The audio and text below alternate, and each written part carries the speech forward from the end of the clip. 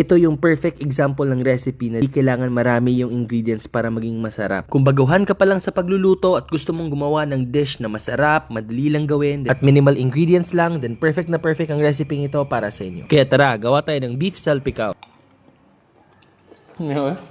So ito yung mga ingredients, screenshot nyo na lang. So itong mga garlic, hiwain lang natin to into chip. Mas prefer kong gawin ito kaysa mince pag salpikaw. Then thinly slice din natin to diagonally ang mga siling haba. First, gawin muna natin tong marinade ng beef. Add tayo ng seasoning, brown sugar, oyster sauce, tsaka maraming paminta. Kung trip nyo tong electronic pepper mill ko, then add ko na lang yung link sa baba. Mix lang natin to, then marinate for at least an hour. In a heated pan, mag-add lang tayo ng generous amount of olive oil. Then sa mahinang apoy lang, add na natin tong mga garlic. Infuse natin yung garlic dun sa oil.